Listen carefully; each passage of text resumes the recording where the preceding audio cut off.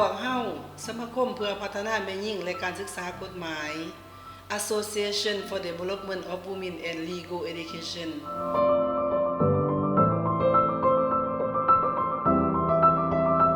พวกเฮามีวิสัยทัศน์ก็คืออยากเห็นสังคมที่มีความเสมอภาคมีโอกาสที่เท่าเทียมกันมีส่วนร่วมในการตัดสินปัญหาและการเข้าถึงระบบยุติธรรม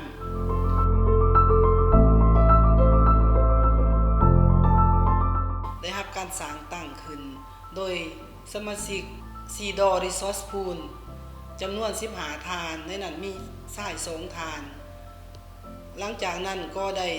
สร้างตั้งห้องการในปี 2011 ต่อมาได้ถือรับห้องเป็นสมาคมจากกระทรวงภายในลงวันที่9 เดือน 11 2012 ได้มีพนักงานเข้ามาเฮ็ดเวียกร่วมนำ7 คนซึ่งในนั้นมีแม่หญิง4 คน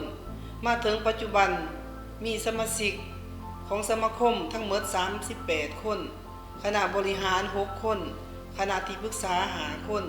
อาสาสมัครนักศึกษาและครูอาจารย์80 คนและอาสาสมัครกฎหมายประจำบ้าน32 คน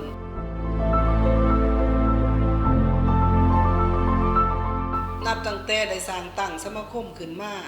ทางสมาคมก็ได้สอหาแรงขึ้นและก็ได้มีปฏิบัติกิจกรรมของโครงการอยู่5 โครงการที่1แม่นโครงการส่งเสริมความเสมอภาคหญิงชายซึ่งมีครูร่วมงานแม่นคณะนิติศาสตร์รัฐศาสตร์มหาวิทยาลัยแห่งชาติและ6 บ้านเป้าหมายของเมืองไซธานีนครหลวงเวียงจันทน์โครงการที่2แม่นโครงการส่งเสริมความเสมอภาคหญิงชายโดยการปกครองรัฐด้วยกฎหมายและการปกครองที่ดี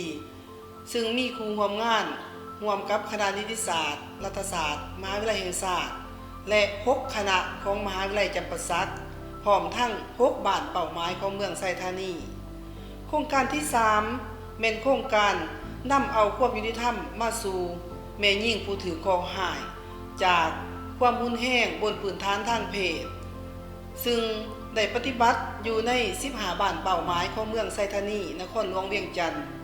โครงการที่4แม่นโครงการส่งเสริมบทบาทหญิงชายโดยการปกป้องแม่หญิงจากการฆ่ามนุษย์ซึ่งปฏิบัติอยู่6 บ้านเป้าหมายของเมืองโขงและมัธยมเมืองโขง10 แห่ง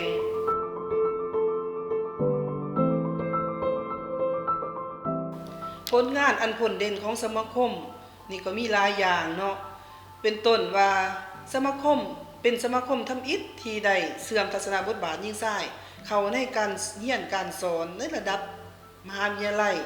พิเศษแม่นได้เอาบทเรียนบทบาทหญิงชายเข้าในหลักสูตรของคณะนิติศาสตร์มหาวิทยาลัยแห่งชาติได้มีผลสำเร็จอันหนึ่งอีกก็คือได้เฮ็ดบทวิจัยเกี่ยวกับสภาพของแม่หญิงได้เป็นสมาคมบ่หวังผลกำไรแห่งทำอิฐที่ได้ให้คำปรึกษาด้านกฎหมายและช่วยเหลือหลาทั้งด้านคดีความให้แก่แม่หญิงและเด็กน้อยผู้ด้อยโอกาสได้สร้างอาสาสมัครได้จำนวนหลวงหลายกว่า200 คนในระดับมหาวิทยาลัยและ21 บ้านเป้าหมายของเมืองไซธานีนครหลวงเวียงจันทน์และเมืองโขงแขวงจำปาสักยังได้ช่วยคณะแก้ไขข้อขัดแย้งขันบ้านในการนำใส่กฎหมายและบทบาทหญิงชายเข้าในการไกล่เกลี่ยขันบ้านใน15 บ้านเป้าหมายของเมืองไซธานีนครหลวงเวียงจันทน์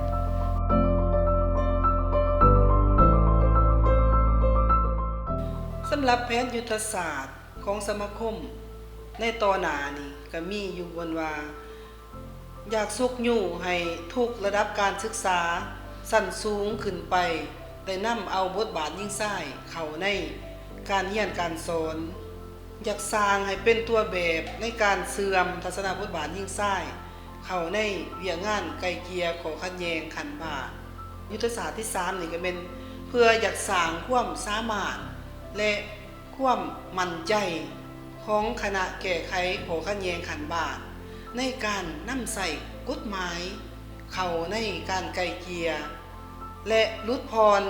การใส่กฎประเพณีอยากสร้างครอบครัวที่เป็นตัวแบบ ครอบครัวผัวเมียแต่งงานใหม่โดยเฉพาะในการปฏิบัติสิทธิเสมอภาคอยู่ในการดำรงชีวิตครอบครัวในการเคลื่อนไหวสังคมอยากสร้างเสี่ยวซ่านด้านสิทธิแม่หญิงขึ้นตืมโดยเฉพาะแม่นแม่หญิงรุ่นหนุ่มสุดท้ายนี่ก็แผนยุทธศาสตร์ของเฮานี่ก็แม่นอยากนำเอาตัวแบบของสมาคมที่ปฏิบัติมาได้ในระยะผ่านมาซึ่งถือว่าเป็นอันที่ดีเอาไปเผยแพร่บทเรียนให้แก่ภาคส่วนอื่นๆเช่นว่าการปฏิบัติที่ดีเกี่ยวกับการให้คำปรึกษาและช่วยเหลือคดีความ